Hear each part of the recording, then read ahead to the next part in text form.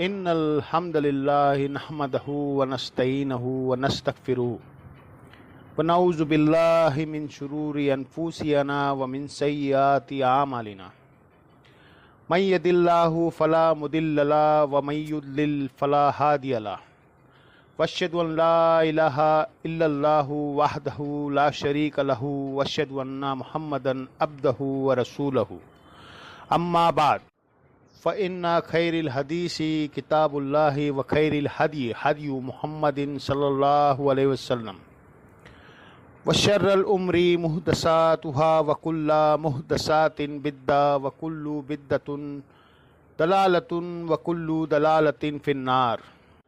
أعوذ بالله السميع العليم من الشيطان الرجيم من همزه ونفخه ونفثه. بسم الله الرحمن الرحيم. رب اشرح لي صدري ويسر لي امري واحلل عقدة من لساني يفقهوا قولي. بسم الله الرحمن الرحيم. ان الله وملائكته يصلون على النبي يا ايها الذين آمنوا صلوا عليه وسلموا تسليما. اللهم صل على محمد وعلى ال محمد کما صلیت علی ابراہیم وعلی آل ابراہیم انک حمید مجید. اللہم بارک علی محمد وعلی آل محمد کما بارکت علی ابراہیم وعلی آل ابراہیم انک حمید مجید. اللہم ربنا آتینا فی الدنیا حسنۃ وفی الآخرۃ حسنۃ وقنا عذاب النار. ربنا آتینا من لدنک رحمتہ وہیئ لنا من امرہ رشدا. لا الہ الا انت سبحانک انی کنت من الظالمین. حسبنا اللہ ونعم الوکیل یا حی یا قیوم برحمتک استغیث ولا حول ولا قوۃ الا باللہ العلی العظیم. آمین. الحمدللہ آج 8 مارچ سیٹرڈے کے دن ہماری قرآن کلاس نمبر 131 کا سٹارٹ انشاءاللہ سورۃ الانفال کی آیت نمبر 43 سے ہوگا. سورۃ الانفال کا جو میجورٹی پورشن ہے وہ غزوہ بدر سے ریلیٹڈ ہے. وہی گفتگو آپ آگے چل رہی ہے. آیت نمبر 43 سے سٹارٹ کرتے ہیں. اعوذ باللہ من الشیطان الرجیم. بسم اللہ الرحمن الرحیم. اس یروکاہم اللہ فی منامک قلیلا. اور یاد کرو جب اللہ تعالیٰ نے آپ کو کافروں کا لشکر خواب میں تھوڑی تعداد میں دکھایا. اس کے پیچھے مقصد یہ تھا کہ مسلمانوں کے حوصلے پست نہ ہو جائے. مسلمانوں کو نہیں پتا تھا کہ 1000 کا لشکر آ گیا ہے اور ہم 313 ہے. 8 تلواریں ہیں، گھوڑے بھی نہیں ہیں اتنے، اور باقیوں کے پاس تو صرف ڈنڈے ہیں. میں نے بتایا نا کہ وہ تو ابو سفیان کا قافلہ کے لیے مسلمان نکلے تھے. راستے میں اللہ تعالیٰ نے معجزانہ طور پہ یہ نبی علیہ السلام کو بشارت دے دی کہ نبی اب آپ کو ہم ابو جہل سے ٹکرائیں گے جو 1000 کا لشکر لے کر آ رہا ہے. وہ آیا اسی لیے تھا کہ ابو سفیان کے قافلے کی حفاظت کر سکتے. ابو سفیان نے اپنے قافلے کو لے کر نکل گیا سمندر کے کنارے کے راستے سے اور ان کا آمنا سامنا ہو گیا. اب مسلمانوں کو تو نہیں پتا تھا کہ سامنے لشکر کتنے کا ہے. حوصلے پست ہو جاتے جب یہ پتہ چلے کہ 3 گنا بڑا لشکر اور وہ اسلحے سے لیس ہے. دنیا کو تو اللہ نے اسباب کے ساتھ جوڑا ہوا ہے. اب یہ دیکھے بڑا سخت فتویٰ آ رہا ہے. یہ بات اگر ہم خود کر دے تو لوگ کہیں گے یہ تو گستاخی کر دی آپ نے. صحابہ اکرام کی کہ جن سے افضل ہے ہی کوئی نہیں. اصحاب بدر ان سے بڑھ کر کسی کا ایمان ہو ہی نہیں سکتا. لیکن یہ جذباتی باتیں ہیں جو آپ کو لوگ بتاتے ہیں. ہر طبقے میں ہر طرح کے لوگ موجود ہوتے ہیں. اب نبی علیہ السلام کو اللہ تعالیٰ نے خواب میں ان کی تعداد کم دکھائی اور اس کی ریزن اللہ تعالیٰ بتا رہا ہے. وَلَوْ آرَاكَهُمْ كَثِيرًا. اگر اللہ تعالیٰ آپ کو وہ لشکر بڑا دکھاتا جتنا کہ وہ تھا، لَفَشِلْتُمْ تو تم ضرور ہمت ہار دیتے، ڈسپلن لوز ہو جاتا کہ یار ہماری تو تیاری ہی نہیں ہے، یہ کیا ہو گیا، اچانک ہمارے اوپر یہ جنگ تھوپ دی گئی، ضرور تم ہمت ہار دیتے. وَلَا تَنَازَعْتُمْ فِي الْأَمْرِ. اور ضرور تم اس امر میں اللہ کے حکم میں جھگڑا کرتے کہ کوئی اور راستہ نکل آ جائے، جنگ ٹل جائے۔ کچھ لوگوں نے کیا بھی، وَلَٰكِنَّ اللَّهَ سَلَّمَ، لیکن اللہ تعالیٰ نے اس معاملے میں تمہیں بچا دیا۔ اور بچایا کس طرح کہ وہ تعداد کثرت میں ہی نہیں دکھائی، قلت میں دکھائی، تاکہ حوصلے پست نہ ہو۔ اِنَّهُ عَلِیمٌ بِذَاتِ الصُّدُورِ، بے شک وہ تو سینوں کے چھپے ہوئے رازوں کو بھی جاننے والا ہے۔ یعنی اللہ تعالیٰ کو پتہ ہے کہ کس کا ایمان کس لیول پہ ہے۔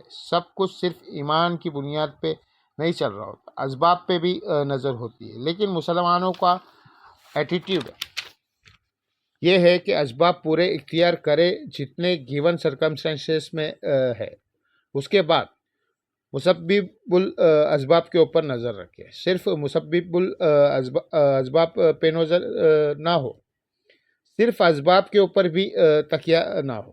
وَإِذْ يُرِيكُمُوهُمْ إِذِ الْتَقْيَتُمْ فِي أَعْيُنِكُمْ قَلِيلًا، اور یاد کرو جب اللہ تعالیٰ نے دکھایا تمہیں لشکر کفر، جبکہ تمہارا مقابلہ ان سے ہونے والا تھا، تمہاری نگاہیں میں قلیل، وَيُقَلِّلُكُمْ فِي أَعْيُنِهِمْ، اور اللہ تعالیٰ نے تمہیں بھی ان کی نظر میں تھوڑا دکھایا۔ یعنی انہوں نے کہا یہ تو تھوڑے جری ہے، انہوں نے بھی کہا یہ تھوڑے جن ہے، تو اس کا اینڈ ریزلٹ کیا ہوگا؟ کافروں کو تو تھوڑا نظر آنا ہی تھا، ہے ہی تھوڑے، 1/3 تھے، بالکل کم نظر آیا، اور مسلمانوں کو بھی نظر آیا تھوڑے سے ہے، تاکہ پورے جوش کے ساتھ لڑے، کیونکہ اللہ تعالیٰ اس لڑائی کے بعد اس دن کو یوم الفرقان بنانے والا تھا، حق اور باطل کے فیصلے کا دن۔ یعنی پورے حالات اور واقعات اللہ نے موضوع کر دی اس جنگ کے لیے، جو پچھلی دفعہ آیا تھا کہ اگر تم پوری کوشش بھی کرتے تب بھی اس ٹائم پہ اس لشکر کے سامنے نہ آتے۔ اللہ نے حالات ایسی پیدا کیے کہ ایگزیکٹلی ابو جہل وہاں سے لشکر لے کے آ گیا، یہاں سے مسلمانوں کا لشکر پہنچ گیا، تو دونوں کو ایک دوسرے کی نظر میں کم دکھایا۔ لِيَقْضِيَ اللَّهُ أَمْرًا كَانَ مَفْعُولًا، تاکہ جو اللہ تعالیٰ نے تقدیر میں طے کیا ہوا ہے کہ یہ اللہ کا امر ہے، اس کا حکم ہے، وہ پورا ہو کر رہے گا۔ وَإِلَّا اللَّهِ تُرْجَعُ الْأُمُورُ، اور اللہ ہی کے طرف تمام اعمال لوٹائے جاتے ہیں۔ یا ایھا الذین آمنوا، اے اہل ایمان، اذا لقیتم فئۃ، جب جنگ میں تمہارا آمنا سامنا ہو کافروں کے ساتھ، فاثبتوا، تو دیکھنا ثابت قدم رہنا، واذکروا اللہ کثیرا، اور اللہ کو خوب یاد کرنا، لعلکم تفلحون، تاکہ تم کامیاب ہو جاؤ۔ یعنی ایک تو ہمت دکھانی ہے، اس کے بعد اللہ کا ذکر کرنا ہے، اللہ کی طرف متوجہ رہنا ہے، پھر تمہیں اللہ تعالیٰ کامیابی دے گا۔ یعنی صرف دعائیں کرنے سے کچھ نہیں ہونا۔ جس طرح ہم لوگوں کے پاس آتے ہیں لوگ، ہم کہتے ہیں بھائی تھوڑا حوصلہ رکھو، کیا ہو گیا ہے، زندگی ختم ہو گئی ہے؟ یہ وہی چیز ہے، اللہ تعالیٰ فرما رہا ہے کہ ثابت قدم رہنا ہے، اللہ کو بھی یاد کرنا ہے، اللہ تمہاری مدد فرمائے گا۔ وَأَطِیعُوا اللَّهَ وَرَسُولَهُ، اور اطاعت کرو اللہ کی، اس کے رسول کی۔ وَلَا تَنَازَعُوا، اور تنازع کھڑا نہ کرنا، جو تمہارا لیڈر تمہیں حکم دے اس کی خلاف ورزی نہ کرنی، ڈسپلن کا لوز نہیں کرنا، جو کچھ اس کے بعد غزوہ احد میں ہو گیا تھا، وہاں پہ بھی تنازع تو ہوا تھا نا۔ صحیح بخاری میں موجود ہے، نبی علیہ السلام نے فرمایا کہ تم دیکھو کہ ہماری لاشیں چیل اور کوے اٹھا رہے ہیں، تب بھی تمہیں 50 بندوں نے یہ ڈرنا نہیں چھوڑنا، لیکن 35 نے چھوڑ دیا، صرف 15 رہ گئے۔ خالد ابن ولید یہ منظر دیکھ رہے تھے، کافروں کی طرف سے آئے ہوئے تھے، وہ اس درے کے پیچھے سے آئے اور حملہ کیا، 70 کے قریب صحابہ مسلمان شہید ہوئے۔ اور خود نبی علیہ السلام کے دانت مبارک بھی شہید ہو گئے۔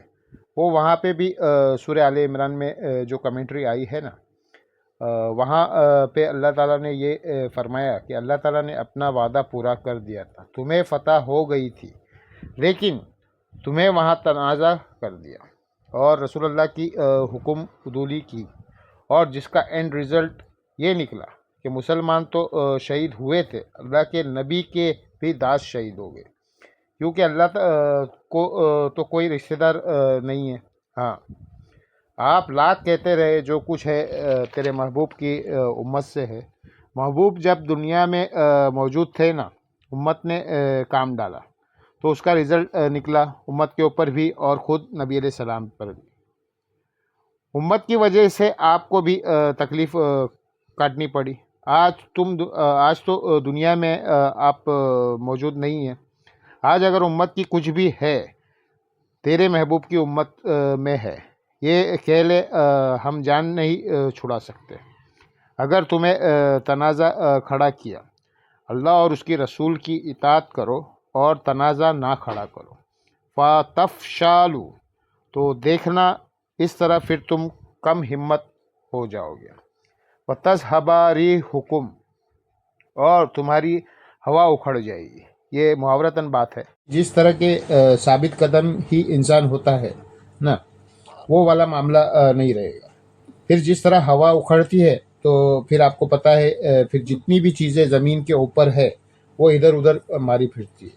جس طرح آندھی چلتی ہے اس طرح تمہاری بھی ہوا اکھڑ جائے گی۔ وَاصْبِرُوا، اور صبر اختیار کرنا۔ ان اللہ مع الصابرین، بے شک اللہ تعالیٰ صبر کرنے والوں کے ساتھ ہے۔ اللہم اجعلنا منہم، آمین۔ اب اللہ تعالیٰ کافروں کا بھی ایک نقشہ کھینچ رہا ہے کہ وہ کتنے غرور کے اندر آ رہے تھے۔ مسلمانوں کے ایٹیٹیوڈ اس طرح کا نہیں ہونا چاہیے جو کافروں کا آگے بیان ہو رہا ہے، لیکن پھر بھی تقدیر غالب آئی۔ غزوہ حنین کے موقع پر مسلمانوں میں بھی تھوڑا تکبر آ گیا کہ بدر میں ہم 313 تھے، آج تو ہم 12,000 کافر ہم سے کم ہے تعداد میں۔ تو پھر اللہ تعالیٰ نے فرمایا کہ دیکھ لو، سورہ توبہ کے اندر اللہ تعالیٰ نے فرمایا کہ پھر تمہیں بھاگنے کی جگہ بھی نہیں مل رہی تھی، 12,000 کا لشکر اکھڑ گیا، صرف 80 بندے حضور کے ساتھ رہ گئے۔ بخاری مسلم میں آیا ہے نبی علیہ السلام کو فرنٹ سے خود لیڈ کرنا پڑا۔ انَّنَّبِيُّ ان ابن عبد المطلب، میں نبی ہوں اس میں کوئی شک نہیں ہے، میں عبد المطلب کا بیٹا ہوں۔ یہ عرب کے اندر یعنی جو قبائل کی جو امپورٹنس ہے وہ اتنی تھی۔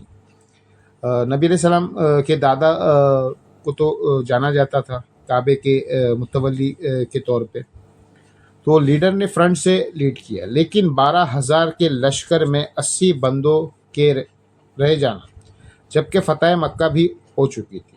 غزوہ حنین فتح مکہ کے بعد ہوا ہے، کیونکہ اللہ تعالیٰ کو چند مسلمانوں کو وہ تکبر بھرے جملے پسند نہیں آئے کہ آج تو ہم غالب آئیں گے ہی، یعنی اللہ کو بیچ میں سے نکال کے تعداد کے اوپر تکیہ کر لیا۔ عذاب ضرور اختیار کرنا ہے، اسباب،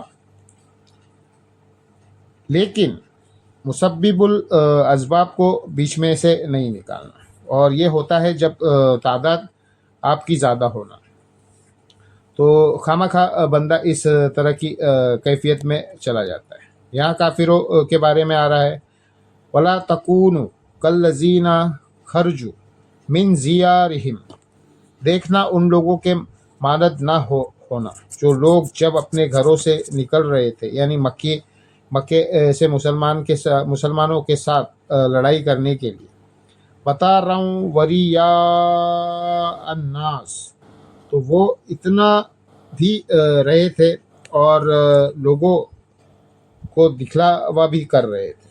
وہی والی بات، یعنی مختلف قسم کے دو قسم کے لوگ ہوتے ہیں نا، جو بڑے لڑائیاں لڑنے والے لوگ ہیں وہ بھی ساتھ ہے، لوگ ان کے تہج بھی دلا رہے ہوں گے، ہاں جناب پتہ لگ جائے گا انہیں ہم جا رہے ہیں، نہ لے لوگوں کو دکھانے کے لیے بڑے بڑے جملے بول رہے تھے اور بڑے اکڑ رہے تھے۔ وَيَصُدُّونَ عَن سَبِيلِ اللَّهِ، اور یہ وہ لوگ تھے جو اللہ کے راستے سے روکا کرتے تھے۔ وَاللَّهُ بِمَا يَعْمَلُونَ مُحِيطٌ، اللہ تعالیٰ نے تو اپنے علم کے ذریعے انہیں گھیرا ہوا ہے۔ اللہ تعالیٰ نے تو فیصلہ کیا ہوا تھا کہ جتنا یہ اکڑ رہے ہیں ان کے ساتھ کیا ہونی ہے۔ سب سے بڑا تو اس امت کا فرعون بھی تھا، اس میں ابو جہل، کیسی مٹی پلیت کروائی۔ 2 بچوں کے ہاتھوں اور گردن اتارنے کے لیے عبداللہ ابن مسعود آئے، جن کا وہ مذاق اڑایا کرتا تھا کہ یہ پتلی ٹانگوں والا، وہ سینے پہ چڑھے، اس نے گردن اتار کے رکھ دی، لیکن ان کو تو نہیں پتا کہ کیا ہونے والا ہے۔ اللہ کے نبی کو اللہ نے بتا دیا تھا۔ صحیح مسلم میں حدیث ہے، حضرت عمر کہتے ہیں نبی علیہ السلام غزوہ بدر سے ایک دن پہلے میدان بدر میں آئے اور آپ نے اپنی چھڑی سے زمین پہ نشان لگایا، کہا یہاں کل ادبا کی لاش پڑی ہوگی، کل یہاں شیبہ کی لاش پڑی ہوگی، کل یہاں ابو جہل کی لاش پڑی ہوئی ہوگی۔ اب اللہ کے نبی فرما رہے، وہ صحابہ کہتے ہیں اگلے دن ایگزیکٹلی انہی جگہوں پر وہ لاشیں پڑی ہوئی تھی۔ وہ آنے والا منظر نبی علیہ السلام کو اللہ تعالیٰ نے پہلے ہی دکھا دیا، اور حضور نے یہ باتیں اس لیے کی تاکہ مسلمانوں مرائل بھی بلند ہو، اور مسلمانوں کو بھی پتا تھا کہ اگر اللہ کے نبی کی زبان مبارک سے یہ بات نکلی ہے تو ایسا ہی ہوگا، تو ویسے ہی کانفیڈنس آپ کا آسمانوں پہ چلا جاتا ہے۔ یعنی آپ کو آپ کی کرکٹ ٹیم کو اگر پتہ چل جائے کسی میچ کے اندر، جو تمہاری مخالف ٹیم ہے، اس کا یہ والا پلیئر فلاں اوور پہ آؤٹ ہو جائے گا، فلاں پہ وہ دوسرا ہو جائے گا، تو وہ کانفیڈنس مسلمانوں کو آ گیا۔ وَإِذْ زَيَّنَ لَهُمُ الشَّيْطَانُ أَعْمَالَهُمْ، جبکہ شیطان نے ان کے اعمال ان کے نظروں میں سوار دیے تھے کافروں کے۔ اب یہاں پہ ایک بڑی عجیب اور غریب بات اللہ تعالیٰ کی طرف سے شیطان اور اس کے فالوورز کے ایٹیٹیوڈ کے بارے میں آ رہی ہے کہ شیطان جو ہے پہلے تو یہ خوب پھونک بھرتا ہے بندے کے اندر، اللہ کی بغاوت کے اوپر، اہل ایمان کے اوپر بغاوت کرنے پر، ان پر ظلم کرنے پر آمادہ کرتا ہے لوگوں کو۔ اینڈ ٹائم پہ جب پٹائی لگتی ہے تو سب سے پہلے یہ بھاگتا ہے، کانفیڈنس لوز کر جاتا ہے۔ یہ اس کا ذکر ہے۔ یاد کرو جب شیطان نے ان کے اعمال ان کی نظروں میں سوار دیے، وَقَالَ لَا غَالِبَ لَكُمُ الْيَوْمَ مِنَ النَّاسِ، اور اس نے کہا کہ آج کوئی غالب نہیں آ سکتا تم پر ان لوگوں میں سے۔ شیطان پمپ کر رہا تھا دلوں میں۔ ظاہر ہے جنگجو بھی ہے، اسلحہ بھی ہے، سب کچھ بھوک بھری ہوئی ہے، اور آج تم پر کوئی غالب نہیں آئے گا، ایسی اندر سے آوازیں آ رہی تھی، جیسے کہ لوگ کہتے ہیں نا میرا دل کہتا ہے ہو جائے گا۔ وہ شیطان دل میں بول رہا تھا کہ ہاں بھائی تم ہی جیت ہی جاؤ گے میچ۔ وہ شیطان پھونکے ڈال رہا تھا۔ وَإِنِّي جَارٌ لَكُمْ، اور میں تمہارا نگہبان ہوں۔ عین ممکن ہے کہ شیطان انسانی شکل میں آئے اور مشورہ دے رہا ہو، واللہ اعلم۔ اس کا ہر تفصیلی ذکر قرآن میں نہیں ملتا۔ فَلَمَّا تَرَاءَتِ الْفِئَتَانِ، تو جب دونوں گروہ آمنے سامنے ہوئے، نَكَاسَ عَلَىٰ عَقِبَيْهِ، جب دونوں فوجیں سامنے ہوئی تو وہ الٹے پاؤں بھاگا شیطان۔ وَقَالَ إِنِّي بَرِيءٌ مِّنكُمْ، وہ کہنے لگا میں تو تم سے بری ہوں، یہ اپنی جنگ خود لڑو۔ إِنِّي أَرَىٰ مَا لَا تَرَوْنَ، میں تو وہ دیکھ رہا ہوں جو تمہیں نظر نہیں آ رہا۔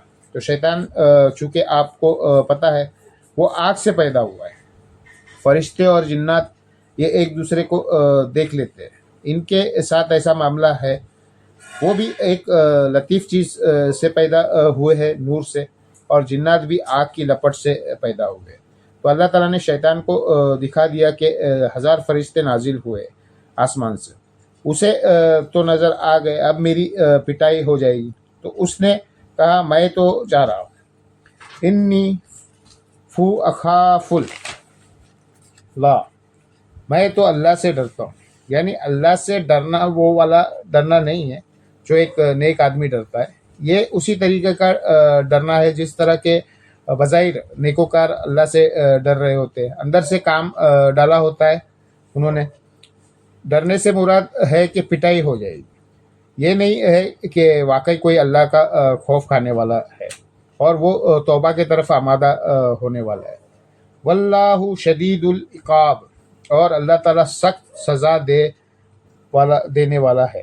اس یقول منافقون، اور یاد کرو جب کہ منافقین نے کہا، والذین فی قلوبہم مرض، اور ان لوگوں نے بھی جن کے دلوں میں مرض تھا، غر رہا اولائی دینہم، انہیں ان کے دین نے بڑا مغرور بنا دیا ہے۔ یعنی یہ جو منافقین تھے جو اس جنگ میں بھی ساتھ شامل نہیں ہوئے، اور غزوہ احد کے موقع پر نبی علیہ السلام 1000 کا لشکر لے کے نکلے، ان میں سے 300 وہ الگ بھی ہو گئے بدر کے موقع پر، اور تو وہ ساتھ گئے نہیں، لیکن پیچھے یہ باتیں بنا رہے تھے کہ انہیں ان کے دین نے کیسا مغرور کر دیا ہوا ہے کہ یہ قریش مکہ سے لڑنے کے لیے آمادہ ہو رہے ہیں، جبکہ ان کے پاس اتنے ریسورسز بھی نہیں ہیں۔ تو اللہ تعالیٰ نے ان کافروں کا جو منافق تھے، اوپر سے کلمہ گو تھے، ان کا یہ بزدلانہ جملہ نقل کیا اور اس کا جواب دیا ہے، وَمَن يَتَوَکَّلْ عَلَى اللَّهِ، اور جو کوئی توکل کرے اللہ پر، فَإِنَّ اللَّهَ عَزِيزُ الْحَكِيمُ، تو بے شک اللہ تعالیٰ تو زبردست ہے، غالب ہے، حکمت والا ہے۔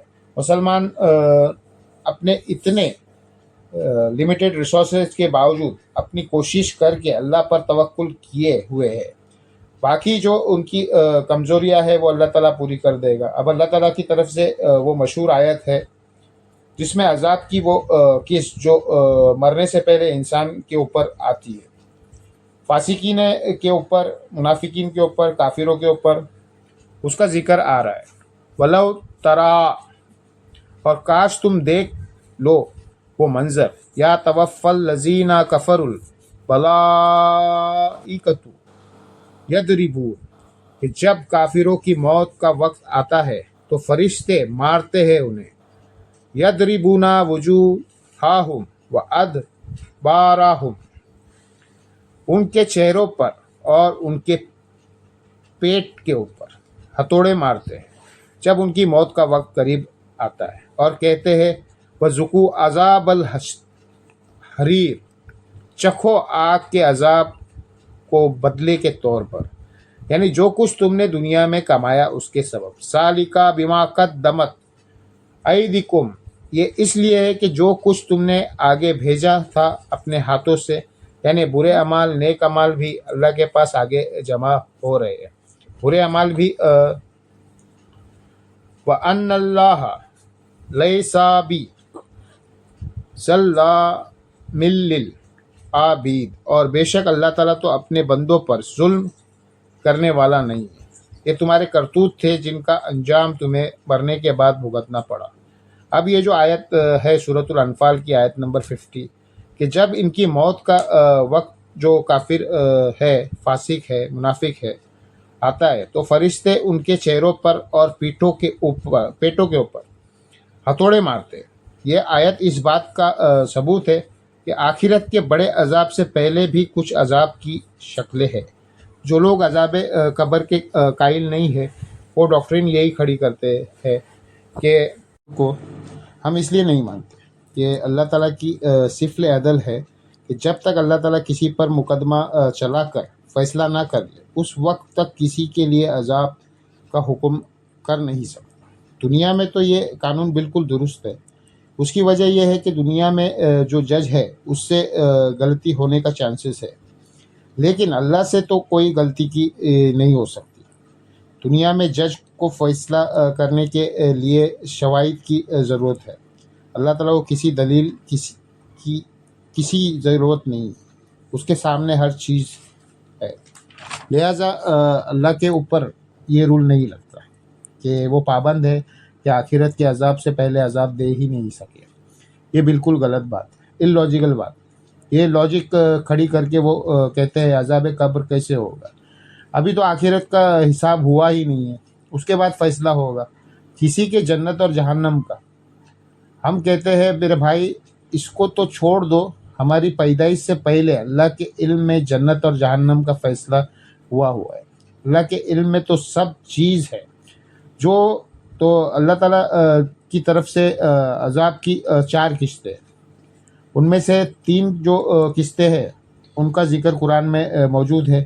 ایک تو آخرت کی قسط ہو گئی جس کو سارے مانتے ہیں۔ ایک دنیا میں ہے جو سورہ السجدہ میں آیا ہے کہ ہم دنیا کی زندگی میں بھی انہیں عذاب دیں گے تاکہ یہ ہماری طرف پلٹ آئے۔ یعنی دنیا میں تو تکلیفیں آتی ہے اللہ تعالیٰ کی طرف سے، وہ اس لیے ہے کہ انسان اللہ کی طرف سے لوٹے، کیونکہ سب کچھ ہیپی چل رہا ہو تو پھر انسان کو اللہ کی یاد بھی نہیں آتی۔ آپ نے دیکھا ہے جب مشکل اور پریشانی آتی ہے نا، اس وقت جو اندر سے اللہ کے لیے جذبات ہوتے ہیں نا، رجوع لانے کی، دعا کرنے کے، وہ نارمل سرکمسٹانسز میں نہیں ہوتے۔ پہلی قسط تو پھر یہ ہو گئی، وہ بھی سورہ السجدہ میں آئی کہ دنیا کی زندگی میں عذاب دیں گے۔ تو قرآن سے جو لوگ ڈاکٹرین کھڑی کرتے تھے، قرآن نے ہی ان کی ڈاکٹرین توڑ دی۔ دوسری قسط موت کے وقت، وہی آیت سورۃ الانفال کی آیت نمبر 50 کے ابھی ان کی موت نہیں آئی ہے، اور ان کے منہ اور پشتوں پہ فرشتے مارتے ہیں اور کہتے ہیں آؤ عذاب کی طرف، اور ساتھ ہی دیکھ لے عذاب کا بھی وہ کہہ رہے ہیں۔ اب مرنے کے بعد کس عذاب میں وہ داخل ہو رہے؟ عذاب برزخ، انڈائریکٹلی عذاب قبر کا ہی ذکر ہے۔ آپ اسے برزخ کہہ لیں، آپ اسے قبر کہہ لیں، اور پھر اس چکر میں پڑ جاتے ہیں اور جی جو بندہ سمندر میں ڈوب گیا اس کی قبر کدھر ہے، اور شیر کے پیٹ میں چلا گیا اس کی قبر کدھر ہے؟ بھائی قبر تو ایک استارے کے طور پر ہے، چونکہ عموماً لوگ کو قبر میں دفن کیا جاتا ہے، اس لیے اللہ تعالیٰ قبر کے ذکر کر رہا ہے۔ وہ تو اللہ تعالیٰ جنرل قرآن میں ذکر کرتا ہے کہ مرنے کے بعد قبر ملتی ہے انسان کو، پارہ نمبر 30 میں، تو کیا ساروں کو ملتی ہے؟ تو کیا قرآن جھوٹ ہو گیا ہے؟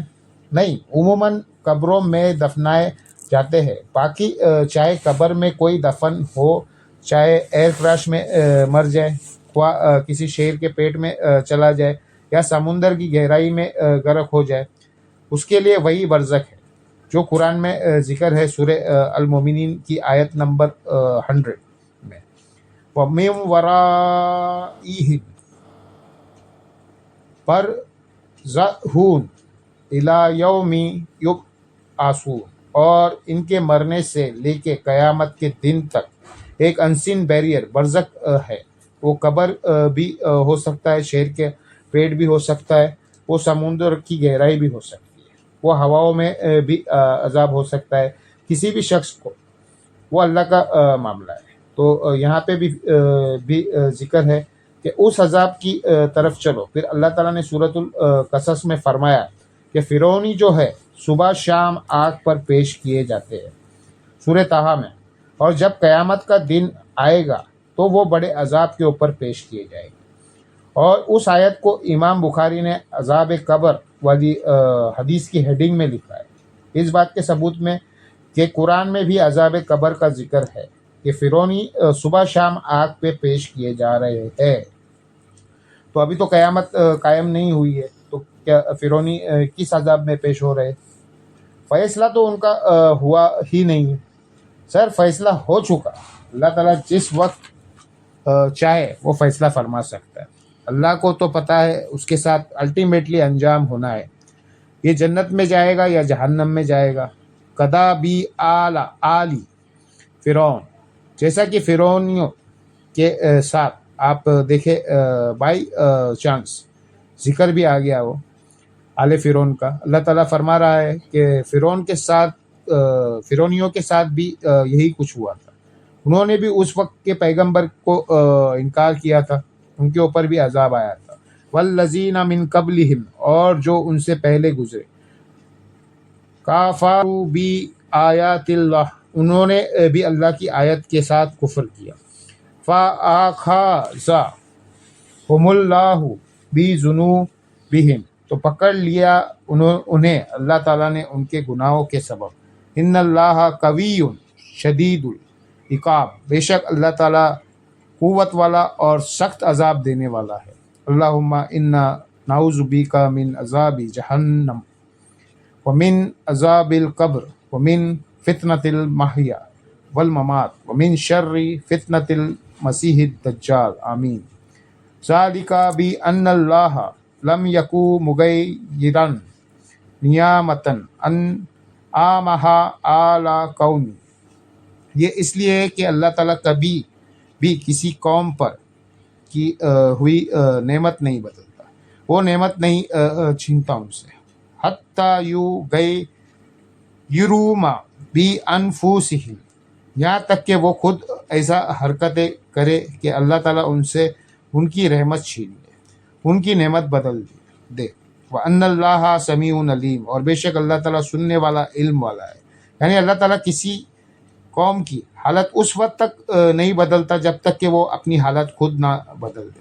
ویسے تو ان معنوں میں ہے کہ جب تک کوئی اللہ کی نافرمانی نہ کرے اللہ تعالیٰ اسے نعمتوں سے محروم نہیں کرتا، لیکن اس کی وائس ورثہ بھی درست ہے کہ جب تک کوئی شخص اپنے کرتوت ٹھیک نہ کر لے اللہ تعالیٰ بھی اس کے اوپر انعام و اکرام نہیں فرماتا۔ یہ دونوں معنی بائک وقت درست ہے، لیکن وہاں پہ اس کانٹیکس میں بات چل رہی ہے کہ فرعونیوں پہ عذاب آیا یا کفار مکہ پہ عذاب آیا غزوہ بدر کی شکل میں، تو باسبب اس کے کہ 13 سالہ مکی دور میں انہوں نے دی گئی، لیکن انہوں نے اپنی حالت نہیں بدلی، الٹا وہ ہٹ درمی پہ قائم رہے، یہاں تک کہ اللہ تعالیٰ کا عذاب ان کے اوپر واجب ہو گیا۔ تو اللہ تعالیٰ نے اپنے بندوں پر ظلم نہیں کیا۔ کدابی آل فرعون، بالکل یہی طرز عمل فرعونیوں کا بھی تھا۔ والذین من قبلہم، اور جو ان سے پہلے گزرے ان کا بھی یہی طرز عمل تھا، اور ان کے ساتھ بھی یہی طرز عمل ہوا اللہ کی طرف سے۔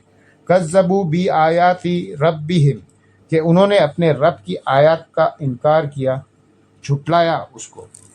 جھٹلانا ہے اناد اختیار کر لینا، مان کر بھی جھٹلایا جا سکتا ہے اور نہ مان کے بھی جھٹلایا جا سکتا ہے۔ مان کر جھٹلانے والا مسلمان ہے اور مان تو رہے ہیں لیکن زندگی اپنی مرضی کی گزار رہے ہیں، اور نہ مان کر جھٹلانے والے کفار ہیں۔ فَأَهْلَكْنَاهُمْ بِذُنُوبِهِمْ، تو ہم نے انہیں ہلاک کر دیا ان کے گناہوں کے سبب۔ وَأَغْرَقْنَا آلَ فرعون، اور غرق کر دیے آل فرعون کو۔ وَكُلٌّ كَانُوا ظَالِمِينَ، وہ تمام کے تمام ظلم کرنے والے تھے۔ اللہم احسن عاقبتنا فی الامور کلھا واجرنا من خزائ الدنیا وعذاب الآخرہ آمین۔ کفار مکہ کے ساتھ بھی یہی ہوا ہے، صرف موڈ اس کا چینج ہو گیا ہے۔ فرعونیوں کو اللہ نے اپنے محلات میں سے نکال کے سمندر میں غرق کیا، کفار مکہ کو بھی مکے سے نکال کر بدر میں غرق کیا، وہاں پانی میں غرق ہوئے، یہاں مسلمانوں کی تلواروں کے ذریعے برباد ہوئے۔ یہ اسی عذاب کا ریپلیکا ہے، لیکن اس کا موڈ ذرا ڈیفرنٹ ہو گیا۔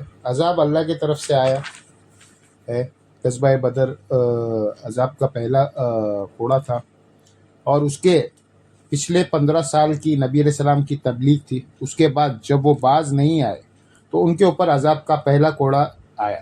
ان شر الدواب عند اللہ الذی کفروا، بدترین جانور اللہ کے نزدیک وہ ہے جو کفر اختیار کرتے ہیں۔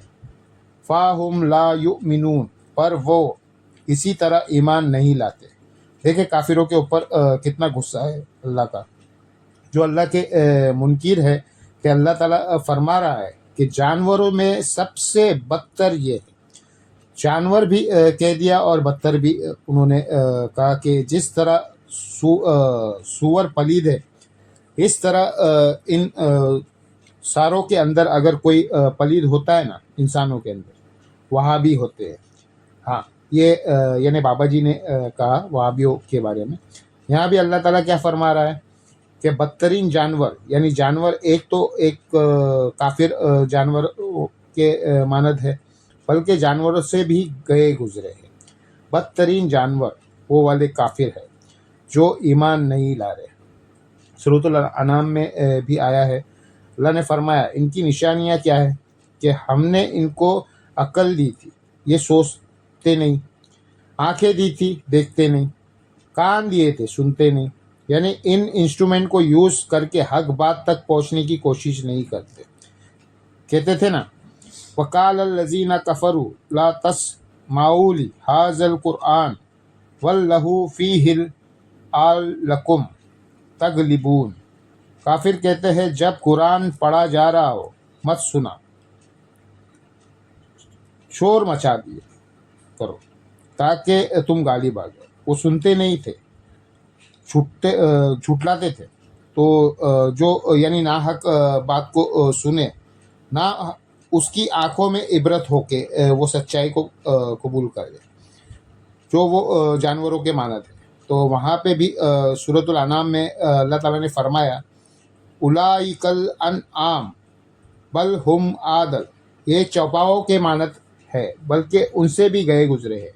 یہاں پر بھی اللہ نے کہا کہ سب سے بدترین جانور وہ ہے جو کفر اختیار کیے ہوئے ہے جان بوجھ کے، اور وہ حق بات قبول نہیں کرتے، ایمان نہیں لاتے۔ اب یہاں پہ ظاہر ہے اسپیسیفکلی مشرکین عرب کا ذکر ہے۔ الذین عاہدت منہم، یہ ایسے ہے کہ جتنی بار تم سے معاہدے کرتے ہیں، ثم ینقضون عہدہم، تو اس کے وہ عہد تو وہ توڑ دیتے ہیں، فی کل مرہ، ہر دفعہ، وہم لا یتقون، اور ذرا بھی وہ نہیں ڈرتے، کوئی سوشل ایتھکس کو فالو نہیں کرتے۔ فَإِمَّا تَثْقَافَنَّهُمْ فِي الْحَرْبِ، تو اب جب کبھی بھی تم اے مسلمانوں انہیں میدان جنگ میں اپنے سامنے پاؤ، فَشَرِّدْ بِهِمْ، تو انہیں عبرت ناک سزا دینی ہے، مَنْ خَلْفَهُمْ لَعَلَّهُمْ يَذَّكَّرُونَ، یہاں تک کہ وہ پیٹھ پھیر کر بھاگ جائے، منتشر ہو جائے، تاکہ وہ سمجھ سکے۔ جو بچ جائیں گے وہ کوئی عبرت حاصل کر دیں گے، تو مر گئے وہ تو مر گئے۔ فَإِمَّا تَخَافَنَّ مِنْ قَوْمٍ خِیانَةً، اور اگر تمہیں کسی قوم سے خیانت کا ڈر ہو، فَانبِذْ إِلَیْہِمْ عَلَىٰ سَوَاءٍ، تو ان کا معاہدہ ان کی طرف بھیج دو۔ ان اللہ یحب الخائنین، بے شک اللہ تعالیٰ خیانت کرنے والوں کو پسند نہیں فرماتا۔ یہ وہ آیت ہے سورہ الانفال کی آیت نمبر 50 ہے، جس کا میں نے کافی دفعہ حوالہ بھی دیا کہ قرآن یہ کہتا ہے کہ جس قوم کے ساتھ تمہارا معاہدہ ہے نا، اگر تمہیں خطرہ ہے کہ یہ تمہارے ساتھ خیانت کریں گے، تو پھر اس معاہدے کو اعلانیہ توڑنا ہے ان کی طرف کہ بھائی آج کے بعد تمہارا ہمارا معاہدہ ختم، اب تیاری کر لو، ہم تم پر چڑھائی کریں۔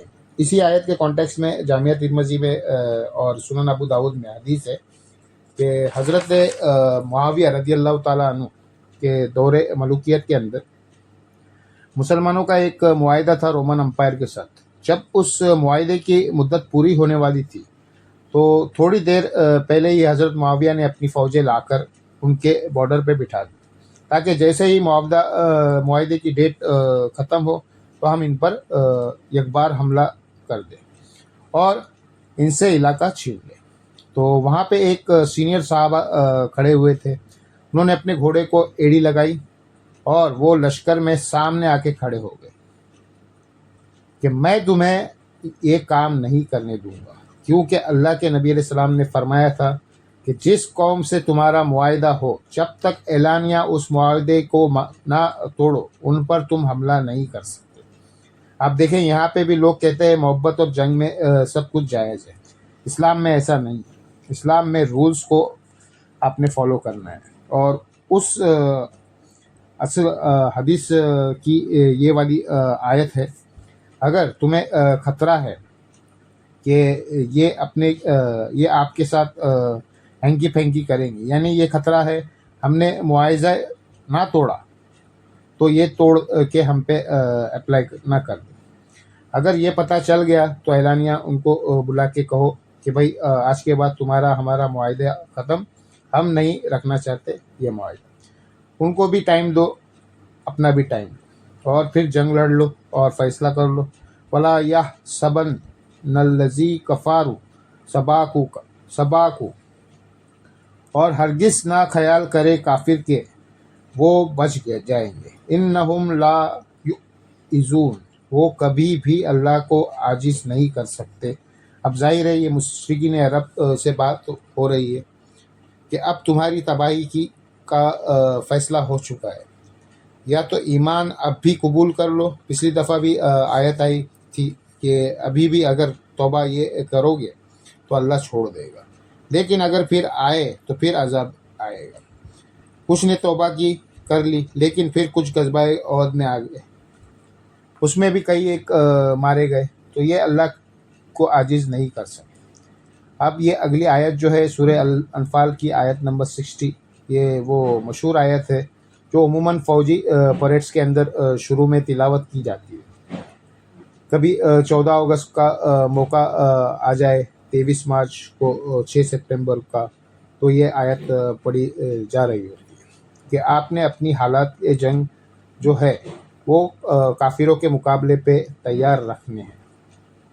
وَأَعِدُّوا لَهُم مَا اسْتَطَعْتُم مِّن قُوَّةٍ، اور تیار رکھو جتنی بھی طاقت ہو سکتی ہے اپنی استطاعت کے اندر، وہ تیار رکھو۔ وَبِالرِّبَاطِ الْخَيْلِ، اور موٹے تازے تندرست قسم کے گھوڑے، تُرْہِبُونَ بِهِ عَدُوَّ اللَّهِ وَعَدُوَّکُمْ، تاکہ یہ جو جنگی سامان ہے، تلواریں، نیزے، تیر، پالے ہوئے گھوڑے، یہ وہ چیزیں تھی جو اس زمانے میں ایک سمجھ لے حالات جنگ تھے، یہ سارے تیار رکھو تاکہ تمہارا روب رہے تمہارے دشمنوں کے اوپر، اللہ کے دشمنوں کے اوپر۔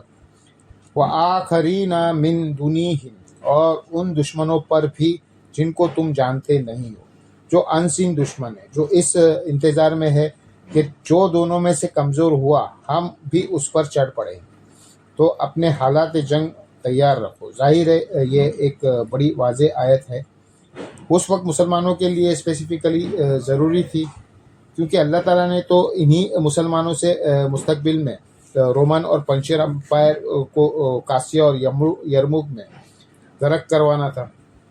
تیاری تو شروع کر دی تھی۔ زمانے میں یہ تو نہیں ہوتا تھا کہ نگاہ مار کر دشمنوں کی فوج ختم کر دے، یا دعا کرنے سے کہ دشمن کی توپ میں کیڑے پڑ جائیں، ایسا تو نہیں ہو سکتا تھا۔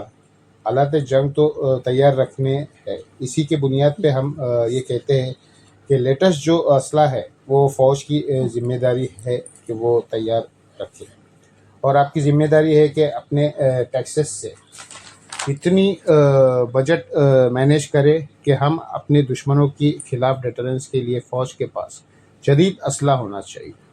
ظاہر ہے آج کل جنگی توپوں اور ٹینکوں سے تو نہیں ہوگی، اب تو ایئر فورس چاہیے، ہمیں ایٹم بم چاہیے، ایٹم بم کو پھینکنے کے لیے میزائل بھی چاہیے۔ خالی ایٹم بم کیا کرنا ہے، گھوڑے پہ تو نہیں بھیجنا، نہ وہ F-16 پہ جا سکتا ہے۔ اس کے لیے آپ کو ایسی انسٹرومنٹ چاہیے کہ اس ایٹم بم کو راستے میں کوئی اٹیک نہ کر سکے، تو اس کے لیے تو صرف میزائل ہی ہے۔ تو اس کے تحت آج کل آپ نے ویسے تو گھوڑے آج کل یوز ہوتے ہیں، جتنی یہ پہاڑی علاقے ہیں آج بھی کھچر اور گھوڑوں کے ذریعے ان پر سامان جاتا ہے، لیکن اب اتنا یعنی اس اعتبار سے اس کی ضرورت نہیں رہی ہے۔ تو یہ تو ایک استارے کے طور پہ ہے کہ گیون سرکمسٹنسز میں جتنی چیزیں ہیں، بخاری مسلم میں حدیث ہے کہ طاقت پھینکے ہوئے ہتھیاروں میں، یہ نبی علیہ السلام کا فرمان ہے۔ اور آپ مسجد نبوی کے اندر باقاعدہ ٹریننگ کرواتے تھے نیزوں کی اور تیروں کی، اور فرماتے تھے کہ طاقت جو ہے وہ پھینکے ہوئے ہتھیاروں میں ہے۔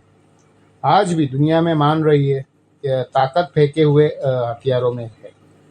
میزار بھی تو پھینکا جاتا ہے نا، یہاں سے آپ اپنے گھر سے بیٹھ کے سکون سے پھینک رہے ہیں، اس کے لیے آپ کے وہاں نہیں جانا پڑ رہا۔ اس زمانے میں تیر دور سے پھینک کر آپ دشمن کو مار سکتے تھے، اس کے لیے تلوار اٹھا کے اس کے سامنے جائیں گے تو عین ممکن ہے کہ خود بھی مارے جائے۔ تو یہ تو مشکل جنگ ہے بالکل، دو بدو اس کے بجائے جو پھینکے ہوئے ہتھیار ہے، اس میں آپ کی سیکیورٹی بھی زیادہ ہے اور طاقت بھی زیادہ ہے۔ آج بھی پھینکے ہوئے ہتھیار جو ہے ہمیشہ سے چلے، چاہے پہلے توپیں تھی، پھر ٹینک آئی، اب تو ایئر فورس کے ذریعے اور ڈرون اٹیکس اور میزائل پروگرام، یہ سارے کے سارے جتنی بھی چیزیں ہے یہ پھینکے ہوئے ہتھیار ہے۔ تو آج کے اعتبار سے انہیں تیار رکھنا ہے تاکہ تمہارے دشمنوں کے اوپر تمہارا روب ہو۔ جو اللہ کے دشمن ہیں تمہارے دشمن ہیں، اور ایسے دشمن بھی جنہیں تم جانتے نہیں ہو، لا تعلمونہم، تم انہیں جانتے نہیں ہو، اللہ یعلمون یعلموہم، اللہ انہیں جانتا ہے، تمہارے نا نظر آنے والے دشمن۔ ظاہر ہے جی، اصل کے ذریعے تو ایک ڈیٹرنس تو ہے۔ اب قرآن کی یہ آیت بھی یہ بتا رہی ہے کہ صرف مسبب الاسباب پہ اپنے نظر نہیں رکھنے، اسباب بھی اختیار کرے۔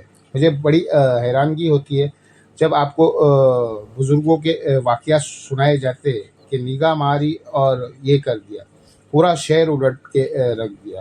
تو یہ نگاہیں صحابہ اکرام اور نبی علیہ السلام کو کیوں نہیں مارتے رہے؟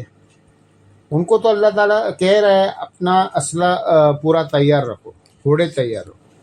ادھر تو ہونا چاہیے تھا اپنی نگاہیں تیار رکھو، جیسے ہی سامنے آئے مار دو، اپنے وظیفے تیار رکھو، جیسے ہی آئے تو تسبیح پہ پڑھ کر پھونک مار دو۔ میرے بھائی قرآن تو خالی ہے ان ساری باتوں سے، یہ تو کوئی وکھرا جہاں ہے۔ اسی لیے یہ آپ کو بالکل ٹھیک کہتے ہیں، قرآن اور حدیث ڈائریکٹ نہیں پڑھی، آپ گمراہ ہو جاؤ گے۔ انہیں جس چیز کو ہدایت سمجھا ہوا ہے نا، قرآن واقعی اس اعتبار سے ان کی نظر میں تو گمراہی بنے گا، لیکن جو واقعی قرآن کے اندر کوئی ہدایت ہے نا، اس میں وہ خود گمراہ ہے۔ ایک بندہ الٹا لٹکا ہو، اسے ہر چیز الٹی ہی نظر آ رہی ہو، تو یہ ان کے ماننے والوں کو ان کے بڑوں نے الٹا لٹکا کیا ہوا ہے، تو یہ ہر چیز کو اپنی نظر سے ہی دیکھ رہے ہیں۔ نگاہیں کے ساتھ کام نہیں ہوتے، آپ نے اصحاب بھی اختیار کرنا ہے۔ اسی لیے یہ آیت کینٹ ایریاز میں آپ دیکھے نظر آئے گی، اور فوج کی جب وہ ٹریننگز ہو رہی ہوتی ہے، ایٹامک انرجی کا ایونٹ پروگرام ہوتے ہیں، میں نے بھی کئی دفعہ تلاوت کی ہے یہ والی آیت۔ یہ اس موقع کے اوپر تلاوت کی جاتی ہے تاکہ پتہ چلے کہ اسلام کی تعلیمات ہے کہ یہ جو کچھ آپ کر رہے ہیں کوئی فضول کام نہیں ہے، یہ اسلام کا حصہ ہے، اس میں کوئی شک نہیں ہے۔ اور اللہ نے ساتھ فرما دیا وَمَا تُنْفِقُوا مِنْ شَيْءٍ فِي سَبِيلِ اللَّهِ، دیکھو جو کچھ بھی تم اللہ کی راہ میں خرچ کر رہے ہو، اس حوالے سے اپنا اسلحہ میں مینیج کرنے کے لیے گھوڑوں کے پالنے کے اوپر ہے۔ گھوڑوں کے پالنے کے اوپر تو حدیث ہے بخاری مسلم میں، اللہ تبارک و تعالیٰ کی راہ میں تم ایک لقمہ بھی خیرات کرتے ہو نا، تو اللہ تعالیٰ اپنا دایاں ہاتھ آگے بڑھا کے اسے وصول کرتا ہے جیسا کہ اس کی شان کے لائق، اور اس کی پرورش کرتا ہے جس طرح کہ تم گھوڑوں کی پرورش کرتے ہو، اور پھر وہ بہت پہاڑ جتنا ہو جاتا ہے۔ تمہیں تو اتنا سا خرچ کیا ہوا ہے، اور وہ 7.5 کلومیٹر پہ پھیلا ہوا احد پہاڑ، اس کے برابر اس کا ثواب اللہ تعالیٰ کرتا ہے۔ یعنی اللہ کے حضور وہ ثواب پڑھتا رہتا ہے.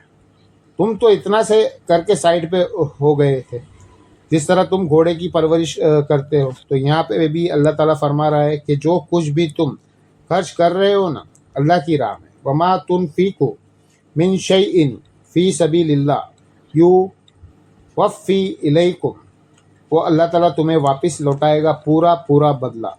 وانتم لا تظلمون، اور تم پر کوئی ظلم نہیں ہوگا. پورا پورا کیا، وہ تو 700 گنا تک لوٹایا جائے گا. سورہ البقرہ میں آیا ہے. یہ اللہ کی رحمت ہے کہ اس کے دیے ہوئے سے اس کی راہ میں خرچ کرے. تو وہ اسے کہتے ہیں کہ آپ مجھے قرض حسنہ دے رہے ہو، میں تمہیں لوٹاؤں گا. اس کی راہ میں خرچ کرے تو وہ اسے کہتا ہے یہ آپ مجھے قرض حسنہ دے رہے ہو، میں تمہیں لوٹاؤں گا. وَإِن جَانَهُ نِسَلْمِ، اور اگر کافر مائل ہو جائے صلح کرنے پر، فجنا لہا، تو ان سے صلح کر لو. وتوکل علی اللہ، اور پھر اللہ پہ توکل بھی کر لے. انہ والسمیع العلیم، بے شک وہ سننے والا ہے، علم والا ہے. یہ وہ آیت ہے جس کے تحت نبی علیہ السلام نے صلح حدیبیہ بھی کر لی. حالانکہ مسلمانوں سے اس وقت کافر ڈر گئے تھے، لیکن چونکہ انہوں نے صلح آفر کر دی تو نبی علیہ السلام نے قبول کر لی. صلح حسن کی دلیل بھی یہی ہے. صحیح بخاری میں آتا ہے حضرت حسن ابن علی ہزاروں کا لشکر لے کے آئے تو حضرت معاویہ نے انہیں خط لکھا تھا کہ آپ صلح کر لیں میرے ساتھ. تو حسن ابن علی نے قرآن کی اس آیت کے تحت کہ اگر کافروں سے بھی جنگ ہو اور وہ جنگ بھی کے دوران صلح آفر کرے تو آپ نے قبول کرنی ہے. تو میرے مخالفین تو پھر بھی مسلمان ہیں، تو میں ان کی صلح قبول کروں. ان ظالموں نے صلح حسن سے کچھ اور ہی نکال لیا. مجھے بتائیں اگر حضرت حسن نے صلح ہی کرنی تھی تو 40,000 کا لشکر اکٹھا کر کے کیوں آ گئے تھے امیر شام کے مقابلے میں؟ لشکر اکٹھا کرنے کی ضرورت ہی نہیں تھی. وہ صفین پارٹ 2 لڑنے جا رہے. انہوں نے کہا ٹھیک ہے جناب صلح آفر کریں گے. تو حضرت حسن ابن علی نے وہ صلح کی آفر قبول کری. ویسے نہ بھی کرتے، اس وجہ سے کہ اس کا رزلٹ کیا نکلے گا. وہ رائٹ خلیفۃ المسلمین کے پاس ہے، لیکن چونکہ اسلام میں اس کی اجازت موجود ہے. پھر حضرت حسن کے ساتھیوں نے بھی ان کے ساتھ کچھ غداری کی، کچھ بک گئے. حضرت حسن کو سمجھ آ گئی تھی کہ اگر اس جنگ کا رزلٹ یہ نکلا، چونکہ حضرت حسن بیچارے نگاہ نہیں مار سکتے تھے نا، ان کو نظر آیا کہ اس جنگ کا انجام میری شکست بھی ہو سکتی ہے، اور اس شکست سے مسلمانوں کا مورل اور ڈاؤن ہو جائے گا کہ شاید امیر شام کامیاب اس لیے ہوئے کہ حق ہی ان کے ساتھ تھا. لوگ تو تیار بیٹھے ہوئے ہوتے، مناظرہ نہیں کیا تو یہ جیت گئے. اب ان کو نہیں پتہ کہ سچویشن کیا ہوتی ہے اس وقت. لوگ تو یہ سمجھ رہے ہیں کہ صلح حدیبیہ کے موقع پر حضور نے جو صلح کی ہے تو کافر جیت گئے. ایون حضرت عمر نے بھی، بخاری مسلم میں آتا ہے، نبی علیہ السلام کے ساتھ تھوڑا مس بیہیو بھی کر دیا، اور بعد میں وہ پوری زندگی کہتے تھے کہ میں سوچتا تھا کہ میں نے اتنی جرت کیوں کی کہ یا رسول اللہ ہم حق پہ نہیں ہیں کیا؟ ان کے مقتولین جہنم میں اور ہمارے مقتولین جنت میں نہیں ہیں. حضور ہر بات پہ کہہ رہے تھے ہاں ایسا ہی ہے، ہاں ایسا ہی ہے، پھر ہم کیوں صلح کر رہے؟ تو حضرت عمر کو حضور نے ایک ہی جواب دیا، عمر میں اللہ کا رسول ہوں. اس کے بعد تو کوئی گنجائش ہی نہیں رہ جاتی. لیکن وہاں سے نکلے حضرت ابو بکر سے آ کر بات کی. حضرت ابو بکر نے تو انہیں ڈانٹا اور کہا کیا بات کر رہے ہو، وہ اللہ کے رسول ہے. اور پھر اللہ تعالیٰ نے اس پہ آیت نازل، تاہنا لکا فتح مبینہ، آج تو ہم نے آپ کو روشن فتح دے دی ہے. صلح حدیبیہ جو بظاہر کافروں کی فتح ہے، یہ اصل میں آپ کی فتح ہے. کیونکہ اس میں سے تو ابو وزیر والا معجزہ ہونے والا تھا، اور وہ پوری کایا پلٹ ہونے والی تھی، ہمیشہ کے لیے ان مروزوں سے جان چھوٹنے والی تھی، جو بدر میں بھی چڑھائی کرنے آ گئے، عہد میں بھی آ گئے، خندق میں بھی تو ساروں کو جمع کر کے آ گئے۔ اللہ نے فرمایا اے نبی تم کو روشن فتح دے دی۔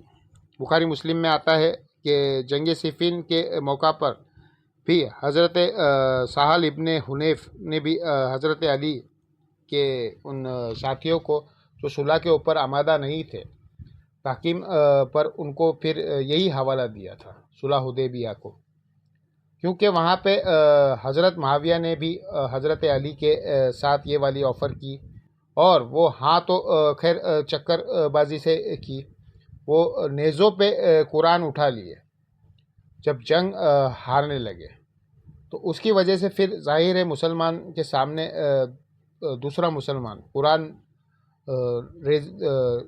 روزے پہ اٹھا کے آیا ہوا ہو، آج بھی کوئی جرت نہیں کرے گا کہ قرآن کی بے ادبی ہوگی۔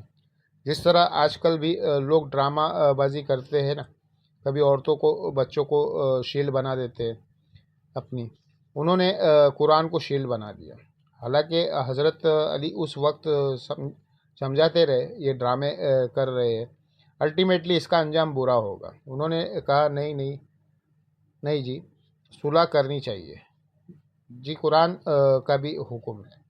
اور جب حضرت علی تحکیم پہ آئے، پھر وہی لوگ خارجی بھی بن گئے کہ جی یہ تو واجب القتل تھا، آپ اسے صلح کر رہے ہیں۔ اندازہ کرے ایک ٹکٹ میں کتنے مزے لوگ کرتے ہیں، ایک مسئلہ حل کرے دوسرا مسئلہ نکال لیتے ہیں۔ صلح والا کانسیپٹ صلح حسن کی بنیاد قرآن کی یہ آیت ہے کہ اگر میدان جنگ میں وہ صلح آفر کرے تو رسول اللہ کو بھی حکم تھا، آپ نے صلح حدیبیہ کے موقع پر بھی کی، حضرت حسن ابن علی نے بھی کی، اور ظاہر ہے صلح جب ہوتی ہے یہ کہتے ہیں جی صلح حسن کی شرائط دکھائیں۔ ارے شرائط چھوڑ دے، بتائے کہ جب صلح ہوتی ہے تو اللہ کے بندو یہ تو اسی طریقے سے ہے کہ آپ یہ کہے کہ نبی علیہ السلام نے فلاں پہ جو فجر کی نماز پڑھائی تھی، ہمیں حدیثیں دکھائیں کہ آپ گھر سے وضو کر کے آئے، تو کیا نبی علیہ السلام نے اپنی زندگی میں جو ہزاروں دفعہ وضو کیا ہے، ہزاروں کی حدیثیں موجود ہے کہ فجر کے فلاں رنگ کے لوٹے میں وضو کروایا، ظہر کے وقت حضور نے فلانا ندی پہ، یار انڈرسٹوڈ ہوتا ہے، یہ پوچھنے والی بات ہے کیا؟ بغیر وضو بھی کوئی نماز پڑھ رہا ہوتا ہے۔ لہٰذا جب بات ہوتی ہے صلح کی، صلح کا مطلب ہی یہ ہے کہ وہ شریعت کے اوپر ہوگی۔ صلح حدیبیہ جب ہوئی ہے تو کیا شریعت نہیں تھی؟ آپ کی طرف سے کوئی مسلمان کافر ہوتے آیا ہم واپس نہیں کریں گے، ہماری طرف سے گیا آپ واپس کریں گے، تو ساری شریعت لکھی ہے۔ یہ کہتے ہیں جی صلح حسن بغیر شرط کے ہو گئی، یار یہ کیسے ہو سکتا ہے کہ صلح جیسی نماز بغیر وضو کے نہیں ہوتا، ویسے صلح بھی بغیر شریعت کے نہیں ہوتی۔ اب وہ شریعت اصل میں ان کی موت ہے، کیونکہ جب ہم شریعت بتائیں گے نا تو ان کو پتہ ہے کہ ان کے ماموں نے وہ شرطیں پوری نہیں کی، بالکل اس کے الٹ چلے۔ آج وہ صلح منسوخ ہے، کربلا کے بعد صلح حسن منسوخ ہو چکی ہے۔ جب آپ نے حسن کے بچے کو قتل کر دیا، حسن کے بھائی کو قتل کر دیا، حسن اور حسین کی اولادوں کو قتل کر دی، اگر حسن ابن علی کربلا کے موقع پر نکل آئے اور انہیں پتہ چلے کہ ان کے بھائیوں ان کی اولادوں کے ساتھ یہ سلوک کیا بنو امیہ نے، تو کہیں گے یار میں نے صلح اس لیے کی تھی کہ تم نے جو آخری شرط تھی وہ بھی نہیں پوری کی، باقی تو نہیں کی سوائے ایک خموس دینے کے مال غنیمت میں سے، وہ بھی اللہ نے حصہ رکھا ہوا ہے قرآن میں۔ نہ تم نے حضرت علی کا ساتھیوں کو معاف کیا، نہ تم نے ممبروں سے سب و شتن ختم کیا، اور نہ وہ آخری شرط کہ امت کو شورا پر چھوڑو گے۔ اپنی زندگی میں تو وہ شرط پوری نہیں کی کہ قرآن اور سنت کے مطابق اور خلفائے راشدین کے مطابق دنیا میں یہ خلافت کا نظام چلاؤ گے۔ ملوکیت کا وہ نہیں چلایا۔ آخری ایک امید تھی کہ جاتے جاتے شاید امت پہ کوئی رحم کر جاؤ، وہ بھی نہیں کیا، الٹا اپنے بیٹے کو مسلط کر کے اور اہل بیت کے ساتھ یہ ظلم کیا۔ الٹیمیٹلی تو صلح حسن تو ویسے ہی منسوخ ہو چکی ہے، اس کا تو ذکر ہی نہ کرے، اور جو ہوئی بھی تھی وہ ٹریٹی تھی، شریعت کے تحت ہوئی ہے، اور اس کی اصل یہ ہے صلح حدیبیہ کی بھی اصل یہ ہے کہ اگر کافر صلح پر آمادہ ہو تو صلح کر لو، وتوکل علی اللہ، اور پھر اللہ پہ توکل کرنا، پھر یہ ٹینشن نہ لینا کہ اب صلح کی ہے، اس وقت تو ہم ان کا دبا سکتے تھے، اللہ تعالیٰ اس میں سے بہتر ہی نکالے گا۔ صلح حسن میں سے بھی بڑی بہتری نکلی ہے۔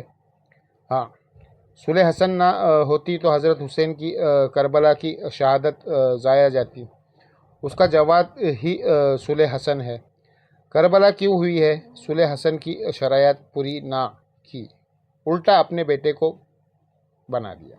تو حضرت حسن نے کی شہادت اور ان کا 20 سال تک خاموش رہنا اس بات کا ثبوت تھا کہ یار یہ 20 سال تم نے اس لیے تو تمہیں کیا کر لیا ہے، قاتلین عثمان سے کیا بدلہ لے لیا ہے؟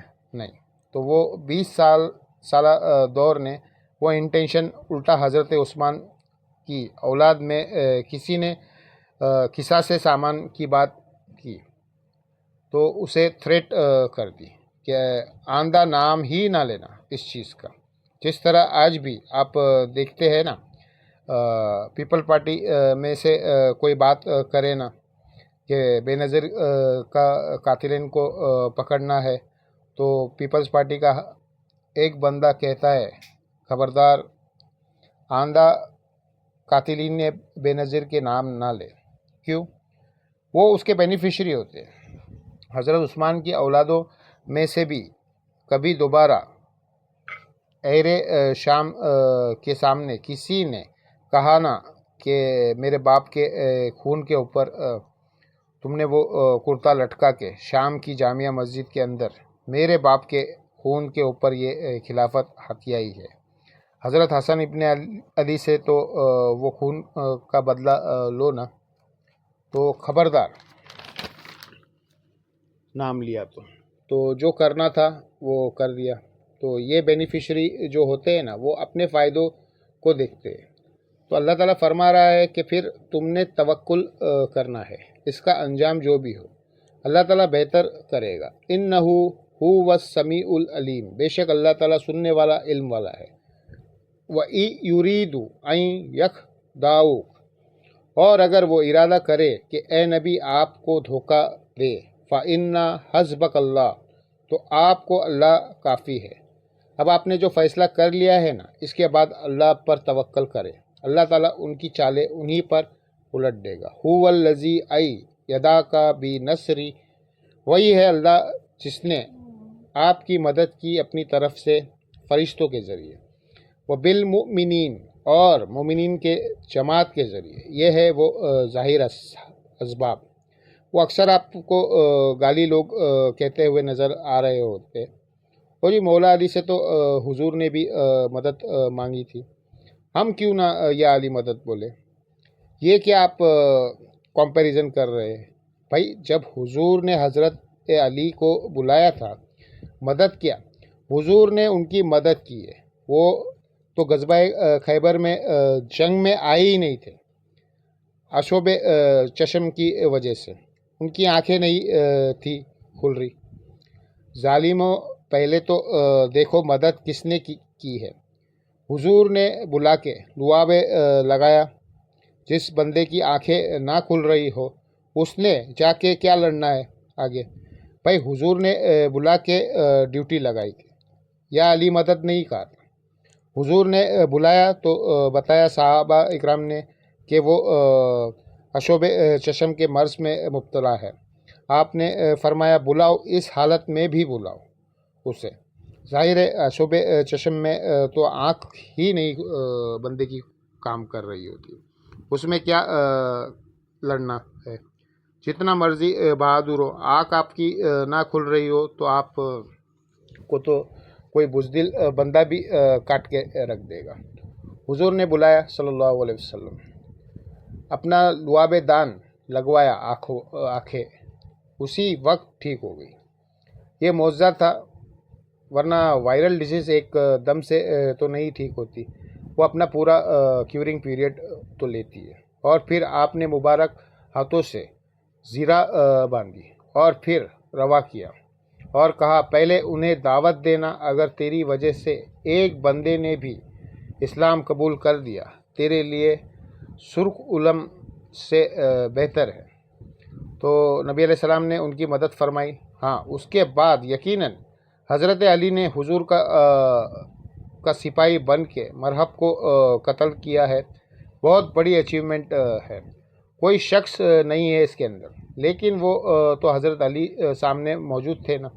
حضور نے حضرت حمزہ کو تو نہیں قبر سے نکال کر بلایا، نہ یہ ہوا کہ احد کے موقع پر حضور شہدائے بدر کو قبروں سے زندہ کر کے لے آئے تھے ساتھ، یا خندق میں موقع پر شہدائے خندق کو زندہ کر کے اپنے ساتھ لے آئے تھے۔ نفلی تو تھوڑی تھی، مردوں کو زندہ کرتے۔ یار عبد القادر جیلانی اگر کر سکتے ہیں تو نبی علیہ السلام نہیں کر سکتے تھے؟ کہانیاں بنائی ہوئی ہے۔ اللہ کے بندوں، یہ ایک ہی واقعہ حضرت عیسیٰ ابن مریم کے بارے میں ہے، وہ بھی وقتی طور پہ ہے۔ وہ صرف ان کے نبوت کے اعلان کے لیے وہ مردہ زندہ ہو کے کہتا تھا یہ اللہ کے نبی ہے، اور ساتھ ہی مر جاتا تھا۔ تو اللہ تعالیٰ فرما رہا ہے کہ اللہ نے تمہاری مدد کی ہے فرشتوں کے ذریعے اور مومنین کے ذریعے آپ کی مدد فرمائیں، یعنی مومنین مشکل کشا ہے رسول اللہ کے، اگر ان کا والا ترجمہ کیا جائے تو یہی ہے نا کہ اللہ نے مدد کی ہے اپنی طرف سے اور مومنین کے ذریعے آپ کی مدد فرمائی ہے۔ تو مومنین کس کی مدد کر رہے ہیں؟ نبی علیہ السلام کی۔ جب نبی علیہ السلام کی مدد کر رہے تو مشکل کشا کون ہوا؟ نبی علیہ السلام یا مومنین؟ نہیں میرے بھائی، یہ ہے اسباب، یہ وہ ہے جو کہتے ہیں جی امی سے روٹی نہ مانگے۔ جب ہم کہتے ہیں یا علی مدد ثابت نہیں ہے، کہتے ہیں امی سے بھی روٹی مانگتے ہیں نا، بھائی امی تو سامنے موجود ہے، یہاں پہ حضور کے جو ساتھی سامنے موجود تھے وہ ظاہری اسباب تھے، حضور کے ساتھ حواری تھے۔ نلصار للہ، آگے بھی پڑھو، قال الحواری یونا نحن انصار اللہ۔ مثالیں دیتے ہیں سامنے اور زندوں کی، اور ہمیں بتاتے ہیں یہ ان لوگوں کے بارے میں ہے جو 1400 سال پہلے دنیا سے گزر گئے۔ جی وہ زندہ ہے، زندہ ہے سرکار، زندہ ہے، ادھر نہیں ہے، زندہ ہے اللہ کی جنتوں میں ہے۔ یہ کیا بات ہوئی؟ یہ کیا بات ہوئی؟ تو پھر شہید کی بیوہ شہید کے مرنے کے بعد دوسری شادی کیوں کر لیتی ہے؟ یہ کوئی بات ہوئی؟ وہ نہیں، وہ زندگی اور ہوتی ہے، بس سمجھ آ گئی تمہاری بات۔ تو اللہ تعالیٰ فرما رہا ہے ہم نے اے نبی آپ کی مدد اپنی طرف سے کی اور اہل ایمان کو آپ کی مدد کا ذریعہ بنایا۔ اب اگلی کلاس میں باقی تفصیلی گفتگو ہوگی۔ اللہ تعالیٰ سے دعا ہے جو حق بات میں نے کی اللہ تعالیٰ ہمارے دلوں میں راسخ فرمائے، اور جذبات میں میرے منہ سے کوئی غلط بات نکل گئی تو اللہ تعالیٰ ہمارے دلوں سے باہر کر دے، ہمیں معاف بھی کر دے۔ اللہم صلی علی محمد وعلی آل محمد کما صلیت علی ابراہیم وعلی آل ابراہیم انک حمید مجید۔ اللہم بارک علی محمد وعلی آل محمد کما بارکت علی ابراہیم وعلی آل ابراہیم انک حمید مجید۔ اللہ تعالیٰ سے دعا ہے جو حق بات میں نے کہی ہمیں اس بات پہ خود عمل کر کے دوسرے بھائیوں تک پہنچانے کی توفیق عطا فرمائے۔ سبحانک اللہم و بحمدک اشہد ان لا الہ الا انت استغفرک و اتوب الیک وما علینا الا البلاغ المبین. جزاکم اللہ خیر.